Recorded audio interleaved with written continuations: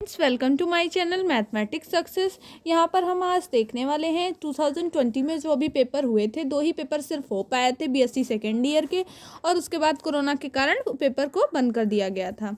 ठीक है, तो 2020 के ये पेपर हैं जो आपको शायद मुश्किल है मिल पाए हो, तो आप यहाँ से आप देख सकते हैं, हम आपको प्रोवाइड करा रहे हैं। ठीक है, आप इनके स्क्रीनशॉट लेकर के भी रख सकते हैं। तो जैसा कि पहले पन्ने पे यही लिखा होता है कि निर्देशानुसार प्रश्नों के उत्तर लिखें। ठीक है, पहला हमारा खंड ए होता है। खंड ए का पहला क्वेश्चन देखते हैं, और हर एक क्वेश्चन 3 नंबर का होता है। तो हमारा क्वेश्चन पहला है, निम्नलिखित को परिभाषित कीजिए। अगर आप हिंदी मीडियम से हैं तो हिंदी वाला देख लीजिए, इंग्लिश मीडियम से हैं तो इंग्लिश वाला देख लीजिए। ठीक है, बैथोक्रोमिक शिफ्ट फिंगरप्रिंट रीजन। ठीक है, फिर कैसे बदलेंगे आप, डाईएजोनियम क्लोराइड को एनिलीन में चेंज करना है, ग्लिसरॉल को सिट्रिक एसिड में। फिर क्वेश्चन है बेंजोइन संघनन कंडेंसेशन की मैकेनिज्म बतानी है आपको, आईपीएससी लिखनी है। फिर इन तीनों के आईपीएससी नेम लिखने हैं। ठीक है, अगला देखते हैं। ये देखिए वही इंग्लिश में इधर लिखा हुआ है अगले पन्ने पे। ठीक है, उधर हिंदी में था ये। फिर देख लीजिए, निम्नलिखित को कारण सही समझाइए। तो फिनॉल की प्रकृति अम्लीय होती है। Phenol is acidic in nature. Acidic nature क्यों होता है ये आपको बताना है। अल्कोहल का क्वथनांक एल्केन से अधिक होता है। Boiling point of alcohol is higher than alkane, ये आपको बताना है कि क्यों होता है। ठीक है, कारण ही लिखना है। निम्नलिखित पर टिप्पणी कीजिए। एस्टरीकरण और विलियम्स संश्लेषण अब क्रिया नोट लिखने हैं। इस पर एस्टरीफिकेशन और विलियमसन सिंथेसिस, ये आपने पढ़ा भी होगा, तो बहुत इंपॉर्टेंट रिएक्शन है क्योंकि हर बार पेपर में आती हैं। ठीक है, अगला देखते हैं। अगला हमारा सेक्शन बी स्टार्ट होता है। यहाँ पे 4 क्वेश्चन दिए रहते हैं, आपको 2 क्वेश्चन करने होते हैं और हर एक क्वेश्चन 8 नंबर का होता है। तो आप कोई भी इनमें से 2 क्वेश्चन कर सकते हैं। What is the effect of heat of the following compound, epoxide, ethylene glycol, lactic acid और मैलिक एसिड। इसमें आपको बताना है कि ऊष्मा का इन पर क्या प्रभाव पड़ता है, हीट का क्या इफेक्ट होता है।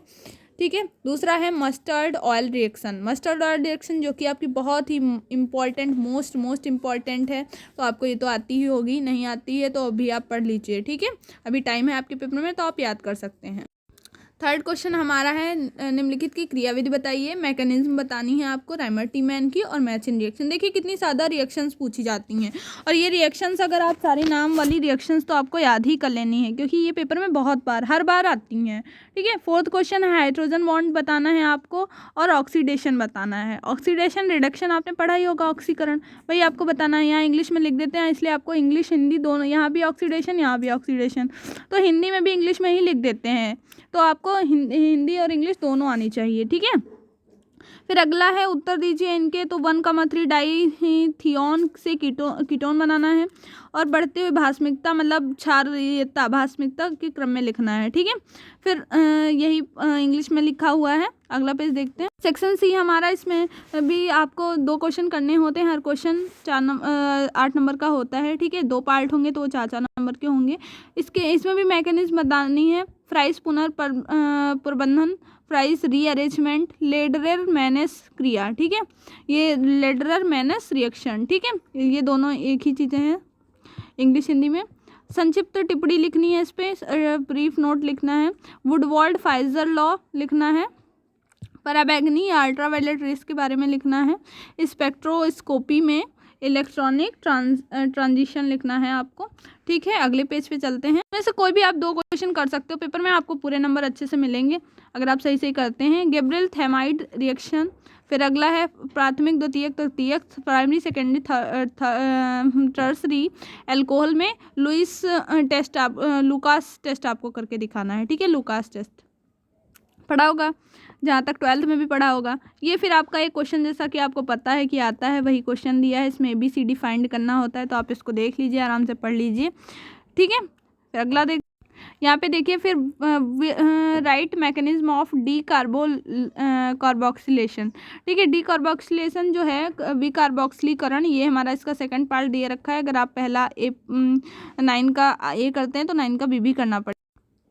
यहाँ पे है हमारा, फिर निम्नलिखित यौगिक में से कौन अधिक अम्लीय है ये आपको बताना है। ठीक है, तो ये सिंपल सा है, ये 1 नंबर का क्वेश्चन है, देख लीजिए। वो 3 पार्ट हैं ABC इसमें। ठीक है, ये 1 नंबर का है, तो शायद जो पीछे वाला था वो 2 का होगा, बाकी वो जो जितने नंबर बचे 5 नंबर का क्वेश्चन होगा। ठीक है, तो इनको आप अच्छे से, 3 नंबर का था बी कार्बोक्सिलेशन और ये 1 नंबर का है, बाकी क्वेश्चन 4 नंबर का क्वेश्चन था। ठीक है, सबके आगे नंबर लिखे हैं, आप देख लीजिए उनको अच्छे से।